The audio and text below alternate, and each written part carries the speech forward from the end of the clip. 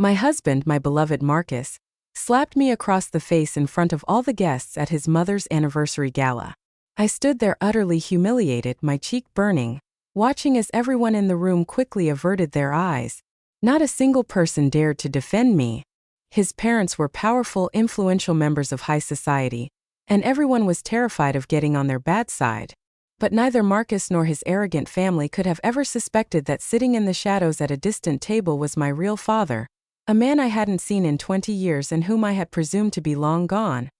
And while the Kensingtons reveled in my public disgrace, my father, with a single phone call, was already freezing all their assets, setting off a chain of events that would change absolutely everything. I remember perfectly how carefully I had chosen my dress for my mother-in-law Victoria's 60th birthday celebration. It was an elegant sky blue silk evening gown that draped softly over my figure, highlighting my youth. I wanted to look flawless, not for myself but for them, for this elite family I had spent the last 2 years desperately trying to fit into. When Marcus saw me, he sighed with genuine admiration. "Clara, you look absolutely gorgeous. My mother is going to be thrilled." He pulled me into a hug, but I could see a familiar shadow of anxiety in his eyes. He, much like myself, always became a nervous wreck before seeing his parents. Arthur and Victoria Kensington were the epitome of old money, successful, incredibly wealthy, and ruthlessly demanding, especially when it came to their only son and his life choices. To them, I was just a simple girl, an orphan raised by a single mother who worked as a seamstress to make ends meet. They never said it out loud, but I felt it in every calculating look and every condescending gesture. The venue they had chosen to celebrate Victoria's milestone was one of the most exclusive Michelin-starred restaurants in Chicago, boasting panoramic views of Lake Michigan. There were towering crystal chandeliers, crisp white linen tablecloths, and waiters wearing white gloves. The guest list matched the opulence of the room: men in bespoke tailored tuxedos, women draped in designer haute couture and heavy diamonds. I felt like a common daisy planted in the middle of a greenhouse full of rare exotic orchids. Marcus held my hand under the table, but his palm was sweating. He constantly scanned the room for his parents, desperately trying to gauge their approval or disapproval. I spent the entire evening sitting rigidly by his side, barely touching my filet mignon, offering polite smiles to the endless stream of toasts honoring the birthday woman. The elite crowd praised Victoria's timeless beauty, her wisdom, and her cutthroat business acumen. I, however, wanted to talk about something different, something all these LaSalle Street executives and socialites didn't see: the son she had raised, my Marcus. I had prepared a short speech, rehearsing it for days, so that the words would sound sincere and heartfelt. When the formal speeches seemed to be winding down, I gathered my courage. I stood up and gently clinked my crystal champagne flute with a silver knife. Marcus looked up at me, panic flashing across his face. "Clara, what are you doing?" he hissed under his breath. "I just want to say a few words," I smiled, trying to project a confidence I didn't feel. The grand dining room fell completely silent. Every eye in the room zeroed in on me. "Dearest Victoria," I began, my voice trembling just a fraction. "Many people have spoken tonight about your incredible successes and your achievements, but I want to thank you for what I believe is your greatest accomplishment, your son. Thank you for raising such a kind, honest, and loving man. I am so unbelievably lucky to be his wife, and that is entirely a credit to you. I raise my glass to you." I saw a few of the older women in the room smile softly with genuine tenderness. They clearly appreciated the sentiment, but Victoria's face remained practically carved from ice. She didn't even reach for her glass. Instead, she turned her head slowly toward me and spoke in a voice that was soft, yet sharp enough to cut glass and loud enough for the entire table to hear. "My dear, save the tacky Hallmark sentiments for middle-class family dinners. There is no need to bore high society with your childish monologues." My face burned as if a pot of boiling water had been thrown over me. I felt the familiar sting of tears welling up in my eyes. Marcus yanked hard on my wrist. "Sit down, Clara, please just sit down," he muttered through gritted teeth. But I couldn't move. The humiliation was paralyzing. I just wanted to speak from the heart," I stammered, staring wide-eyed at my mother-in-law. "Nobody here cares about your heart," Victoria declared flatly. In that split second, Marcus stood up abruptly. I looked at him with a sudden surge of hope, thinking that he was finally going to stand up for me to defend his wife, but he wasn't looking at me. He was staring dead ahead at his father, Arthur, who was fixing him with a heavy, suffocating glare of absolute disappointment. In Marcus's eyes I saw pure terror. Fear of his father, fear of disappointing his mother, fear that my little speech had ruined his standing in the family empire. He whipped around to face me, his features contorted with sudden misplaced rage. I told you to keep your mouth shut. You just had to sit there, smile and look pretty. Why can't you ever just listen? He spat. And before I could even process his words, his hand slashed through the air. The crack of the slap seemed louder than the jazz quartet playing in the background. A sharp, stinging pain exploded across my cheek, but the internal agony was 1,000 times worse. The world around me simply stopped. The music faded out. The low hum of conversation vanished. I stood there in the center of that magnificent ballroom with hundreds of eyes glued to me. The red welt of my husband's handprint burned into my skin. Yet no one said a single word. People awkwardly averted their gaze, suddenly fascinated by the embroidery on the tablecloths or the arrangement of their silverware. They were cowards. They were too afraid of damaging their lucrative connections with the almighty Kensington family to intervene. Victoria took a slow sip of her vintage champagne, a smug, satisfied smirk playing on her lips. Arthur gave his son a curt nod, silently approving of his violent correction. And Marcus just stared at me with total chilling detachment, as if I were a stranger who had just spilled wine on his shoes. My heart shattered. I realized with absolute clarity that I was alone, entirely alone against all of them. I scanned the room, taking in the sea of indifferent, cowardly faces. And suddenly, my eyes locked onto a man sitting in the shadows of the furthest corner booth. He was the only person who hadn't looked away. He was staring directly at me. His face was unfamiliar, but something in his expression, a profound, ancient sorrow mixed with a spark of recognition, pierced straight through my soul. He didn't look merely shocked or scandalized, he looked utterly resolute. As I watched him, unable to break eye contact, he calmly, deliberately pulled a smartphone from the inner pocket of his tailored suit. Never taking his eyes off me, he began typing rapidly. I turned on my heel and walked. I didn't run. I didn't cry out. I just walked steadily toward the grand mahogany exit doors, feeling the weight of 100 stairs on my back. Every step felt like wading through thick mud. The sky-blue silk dress that had made me feel so beautiful an hour ago now felt alien, a costume that didn't belong to me. Clara, stop. Where the hell do you think you're going? Marcus's voice echoed behind me. He caught up to me just as I reached the doors, gripping my elbow. His fingers dug into my flesh like a vice. What is wrong with you?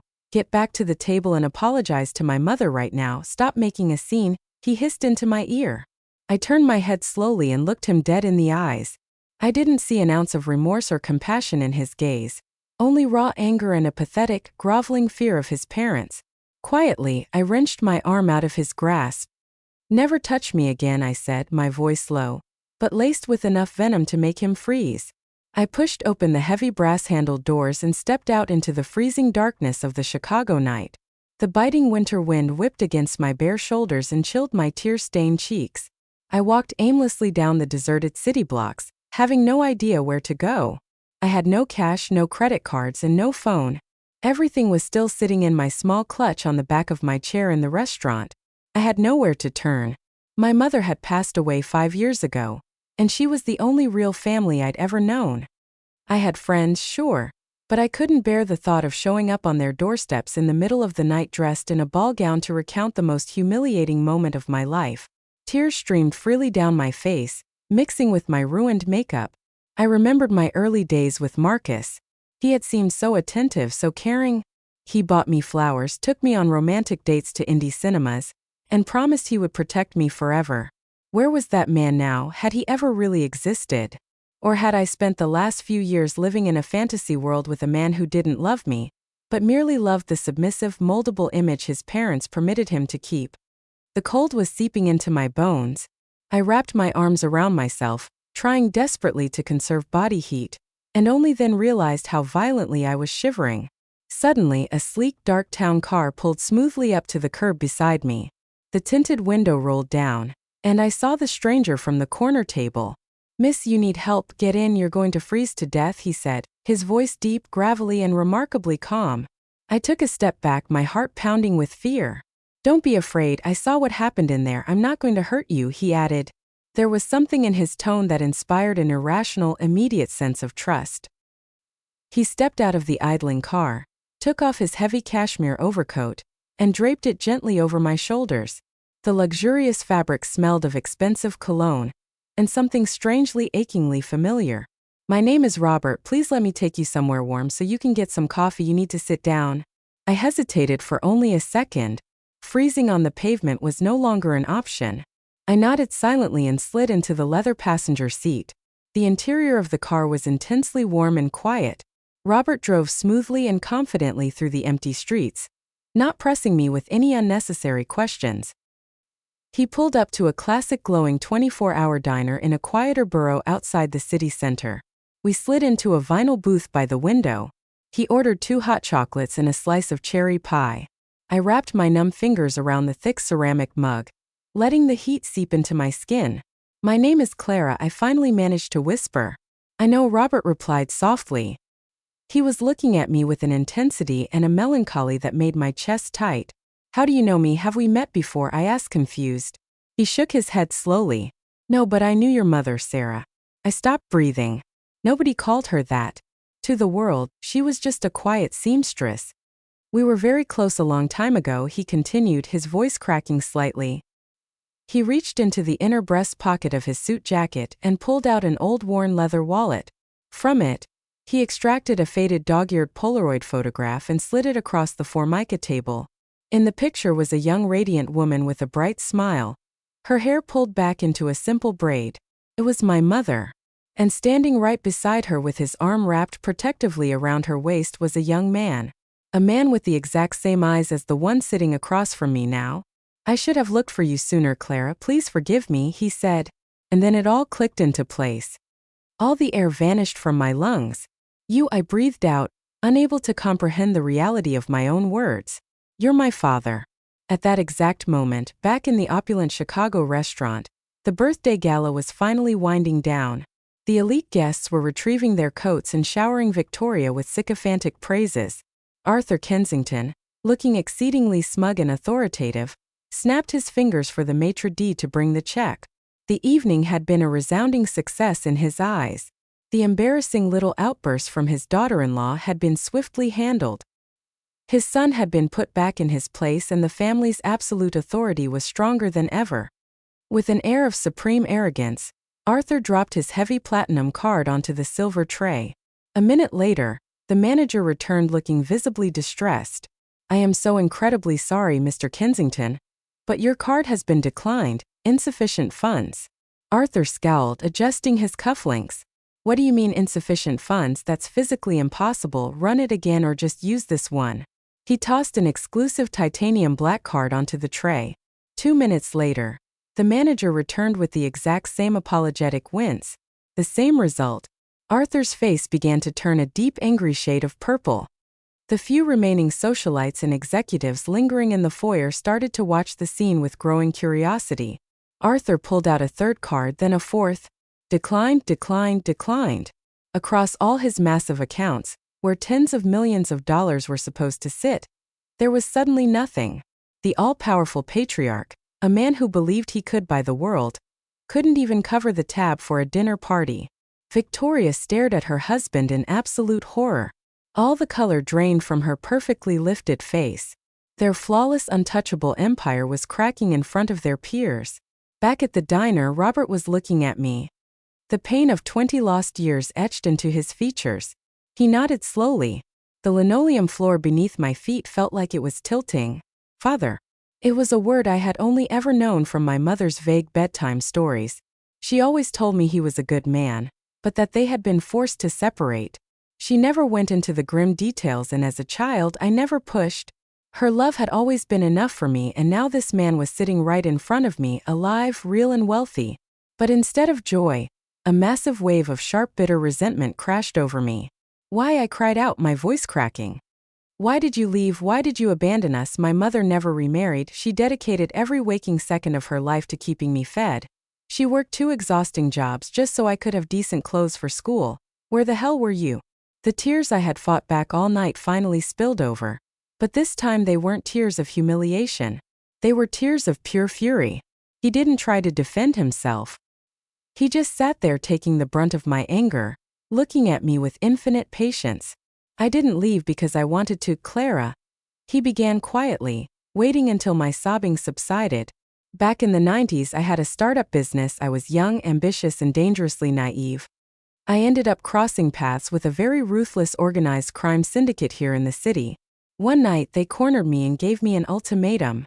I either disappeared from Sarah's life forever without saying a single word, or they would make sure both you and your mother disappeared permanently. They gave me 24 hours to leave the United States. I chose your lives. As he spoke, I could see the ghosts of those horrific memories haunting his eyes. I tried to get a message to Sarah through people I thought I could trust, but they sold me out. They told her I had simply run off with another woman and stolen cash. I know she never fully believed them, but I couldn't prove anything without putting a target on her back. I left thinking it would be temporary. I thought in a year or two the heat would die down, the feds would bust them, and I could come home. But those people kept tabs on me for over a decade. I only managed to safely return to Chicago 3 years ago after the head of the syndicate finally died in federal prison. He took a slow sip of his coffee. I've been searching for you both ever since. I legally changed my last name years ago to avoid detection. When I finally tracked down your old apartment in the South Side, the landlord told me Sarah had passed away from illness and that you had gotten married and moved on. Nobody had a forwarding address. His story sounded like the plot of a Hollywood thriller, but looking into his eyes, I knew he was telling the absolute truth. Every deep line on his face spoke of decades of agonizing grief. How did you end up at that restaurant tonight?" I asked, my voice reduced to a whisper. Pure coincidence, a stroke of luck that I can only describe as a miracle. He smiled, though it didn't reach his eyes. "I was attending a corporate merger dinner in the private room next to yours. As my dinner wrapped up, I was heading to the coat check when I heard the maitre d' mention the Kensington family anniversary. I knew your husband's family name from various LaSalle Street circles. Out of curiosity, I glanced into the ballroom and I saw you. You look exactly like Sarah did when she was 22. I couldn't believe it."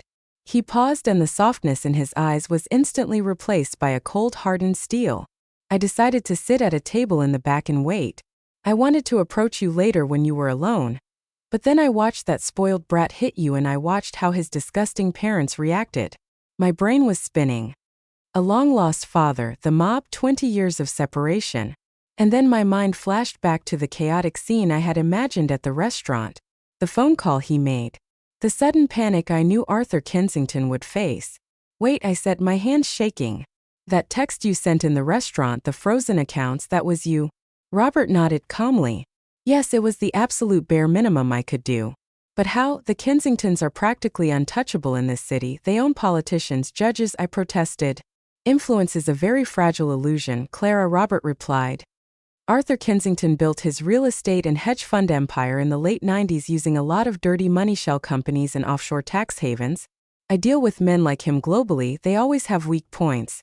While you were warming up in the car, I made a few more calls to some very powerful associates in Washington. Tomorrow morning, your father-in-law is going to receive a surprise visit from the IRS, the SEC, and the FBI. His accounts aren't frozen because of a glitch." I handed over a mountain of encrypted data regarding his decades of federal tax fraud and embezzlement to the right prosecutors. "This isn't just revenge, sweetheart, it's justice. A man who encourages the abuse and humiliation of a woman doesn't deserve his wealth, and he certainly doesn't deserve his power." I sat in stunned silence, trying to comprehend the sheer magnitude of what was happening. My quiet, suffocating, submissive life had been utterly incinerated in a single night. And from the ashes, something entirely new, terrifyingly massive and protective was growing. Meanwhile, Marcus's cell phone was blowing up. He was frantically dialing his private bankers, his father's lawyers, and their political connections, but everywhere he turned, he hit a brick wall of cold automated messages or panicked assistants who had no answers. Arthur, pale and sweating through his custom tuxedo, paced the empty grand foyer of their Gold Coast mansion like a trapped animal. He was a man accustomed to fixing felonies with a single phone call, but tonight, his diamond-encrusted smartphone was nothing more than a useless piece of glass. "It's her. This is all because of that little tramp," Victoria suddenly screeched, her perfectly manicured finger trembling violently. That gold-digging orphan brought a curse on this family. I always told you she was gutter trash. Marcus, find her right now, make her tell us who is doing this to us. Marcus, crushed between his father's terrifying rage and his mother's manic hysteria, frantically dialed my number over and over. But my clutch containing my phone was still sitting quietly beneath a table at the restaurant, ringing into the void. Back at the diner, Robert paid the check with a $100 bill and helped me back into his coat. Clara, you need a safe place to sleep tonight. That mansion is no longer your home. Come with me. You'll be safe, you can sleep, and you can process all of this. I am not going to pressure you into anything. Whatever you decide to do with your life from this moment forward is entirely your choice. I looked up into his eyes, the eyes of my father. For the first time in my adult life, I saw the unconditional fierce protection I had been starving for. I knew he was right. I could never ever go back to Marcus. I had crossed the point of no return. I said softly, "Let's go." We rode to downtown Chicago in silence.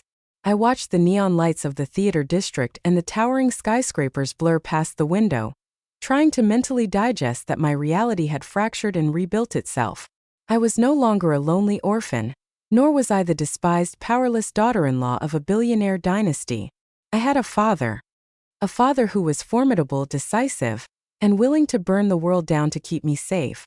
The feeling of having solid ground beneath my feet was both intoxicating and completely overwhelming. The town car pulled into the private underground garage of an ultra-luxury high-rise in River North. We took the private elevator straight to the penthouse. Robert unlocked the double doors, revealing a massive sprawling apartment with floor-to-ceiling windows that offered a breathtaking unobstructed view of the Chicago skyline. "Make yourself at home, Clara, because this is your home now," he said. Robert's penthouse looked like a spread in Architectural Digest. It was sleek, minimalist, filled with imported Italian furniture and modern art. Yet it felt slightly sterile. It felt like a high-end hotel suite where a man simply crashed between international flights, rather than a place where someone truly lived. He led me down the hall to a massive guest suite. "You can rest here, there's a brand new robe and slippers in the closet, and the master bath is fully stocked. We can talk in the morning, only if you want to." He spoke to me with such extreme care, as if a sudden loud noise might shatter me. I nodded in gratitude. When he closed the door behind him, I leaned against the heavy wood and let out a long breath. The massive adrenaline crash finally hit me. I took a long scalding shower, scrubbing away the smell of the restaurant and the lingering taint of that humiliating evening. I wrapped myself in a thick plush robe and collapsed into the king-sized bed. But sleep refused to come. The horrific loop of the night played over and over in my mind. Victoria's elitist sneer, Marcus's terrifying rage, the sharp crack of his hand against my face, the pathetic silence of the crowd, and finally the unwavering resolute gaze of the stranger who turned out to be my flesh and blood. I was awakened the next morning by the rich aroma of freshly brewed espresso and sizzling bacon. I wandered out into the massive gourmet kitchen. Robert was standing by the marble island, flipping an omelet in a copper pan. A spread of fresh bagels, pastries, and fruit was already laid out. "Good morning, did you get any sleep?" he asked, glancing over his shoulder. "A little, thank you," I lied politely. We ate breakfast in a heavy, complicated silence. The tension was palpable.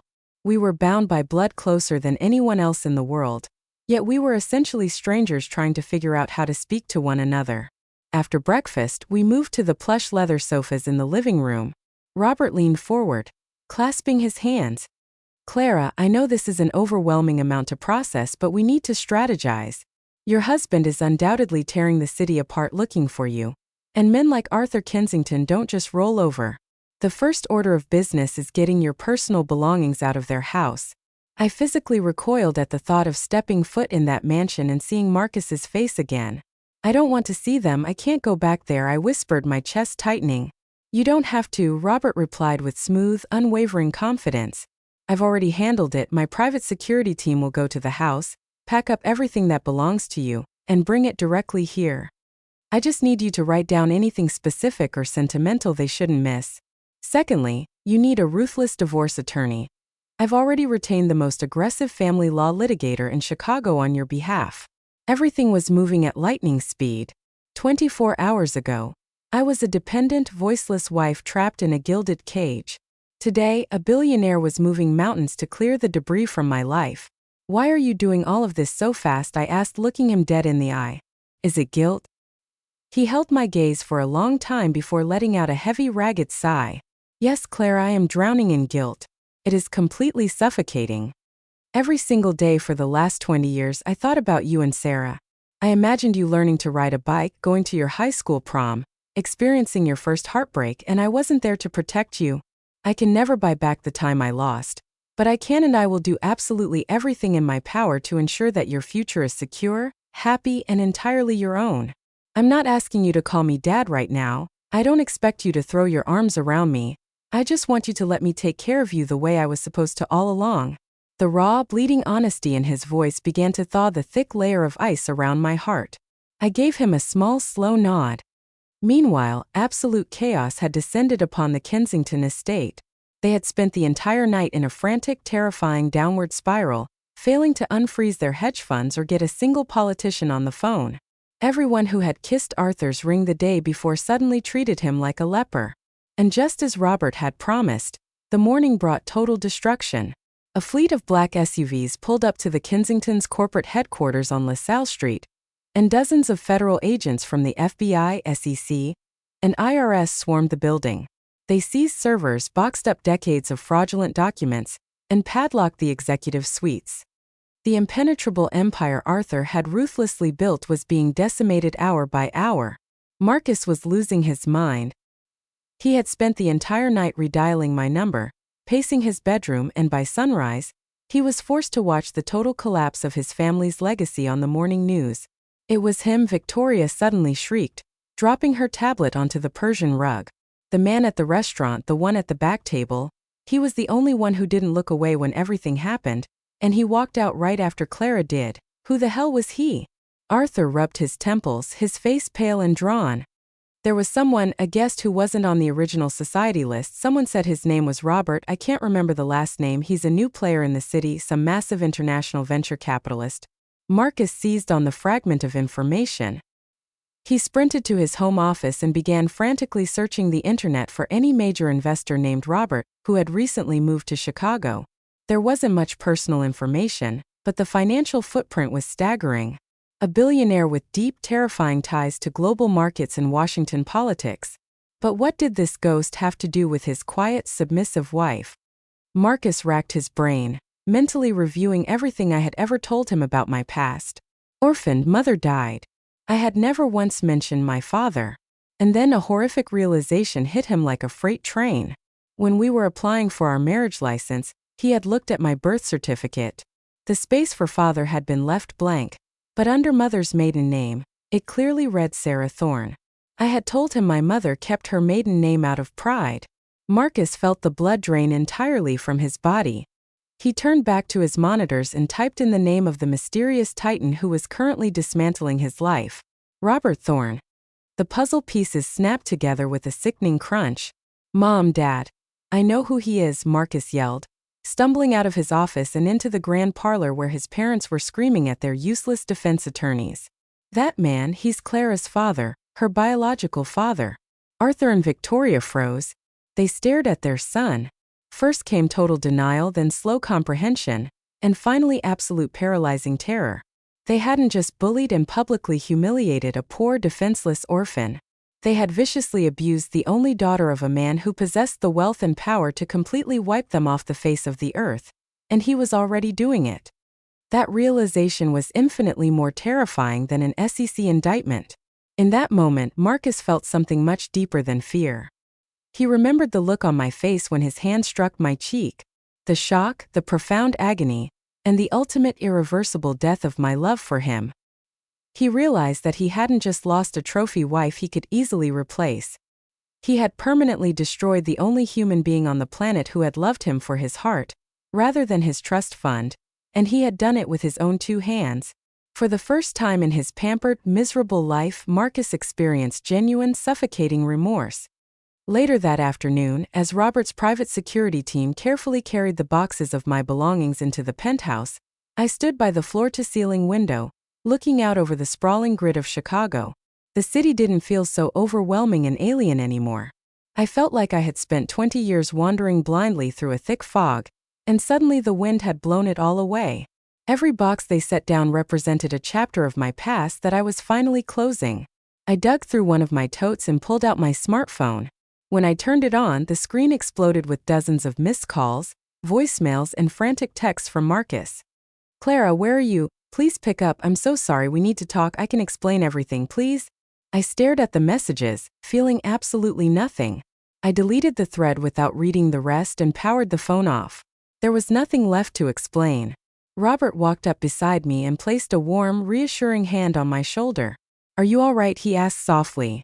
I turned to him, and for the first time in what felt like a lifetime, a genuine, unburdened smile broke across my face. "Yes, I think everything is going to be fine now." Around noon the following day, the penthouse intercom buzzed loudly. Robert checked the security feed on the tablet. His expression hardened into a mask of pure stone. "It's Marcus, he's down in the lobby. You make the call. Clara, do you want to see him? Or should I have building security throw him out onto the street? I will respect whatever you decide." My heart gave a brief, painful flutter. A small, conditioned part of my brain wanted to hide in the bedroom, but a new, fierce part of my soul knew that I had to be the one to hammer the final nail into this coffin. "Send him up," I said, my voice steady and firm. "But I will only speak to him in this room with you standing right beside me." Robert gave a sharp nod and authorized the elevator. A few minutes later, the heavy doors opened and Marcus stepped into the foyer. He looked nothing like the polished, arrogant heir I had married. His custom suit was severely wrinkled. His tie was gone. He had dark, bruised bags under his eyes, and his hair was an oily mess. He looked completely broken. His desperate eyes darted from me to Robert and back again. "Clara," he started, his voice cracking pathetically. He took a hesitant step toward me, but Robert smoothly stepped into his path, blocking him entirely. "You can speak from right there," my father stated, his voice radiating sub-zero hostility. Marcus swallowed hard, taking a step back. "Clara, please forgive me. I don't know what came over me. I was a coward. I was a complete idiot. My entire life, I've been utterly terrified of my father, terrified of his anger, of losing my place in the family. And that night I panicked. But what I did to you is unforgivable." When I found out who this man was, he gestured weakly toward Robert. It all clicked. I finally understood the magnitude of what I had done. "I'm not here to beg you to come back. I know that's impossible. I just needed to look you in the eye and apologize from the bottom of my heart." As he spoke, tears actually welled up in his eyes and spilled over his cheeks. For the first time in the entire duration of our relationship, I was looking at genuine, unscripted tears of remorse. "Your parents are also begging for forgiveness. They've been calling my offices all morning, offering to do anything to get their pathetic lives back." Robert interjected coldly. Marcus dropped his gaze to the floor. "Yes, it's true," he admitted in defeat. "But that's not why I'm standing here. I came here for you, Clara. I lost the best thing that ever happened to me, and I deserve every bit of this." I looked at the man I had once thought I would spend the rest of my life with. I didn't feel hatred. I didn't feel anger. I just felt a hollow emptiness and a tiny fleeting pang of pity for the years I had wasted on a boy who was too weak to protect the woman he claimed to love. "I actually believe that you're sorry, Marcus," I said, my voice flat and devoid of emotion. "But being sorry doesn't fix it. You struck me in front of a room full of people simply because you were frightened by your father's glare. You let your mother verbally trample me for years. You didn't just ruin a birthday party. You completely destroyed my trust in you forever. I'm filing the divorce papers tomorrow morning. Goodbye, Marcus." I turned my back on him and walked toward my bedroom, having absolutely no desire to prolong the autopsy of our marriage. I heard Robert say something sharp and low to Marcus before the heavy front doors finally clicked shut. When I walked back out into the living room, my father was waiting for me. He didn't say a word. He just walked over and pulled me into a fierce, crushing hug, the kind of hug a father should have been giving his daughter for the last 20 years. And I cried. But they were good tears. They were tears of profound relief, washing away the last remnants of my toxic past.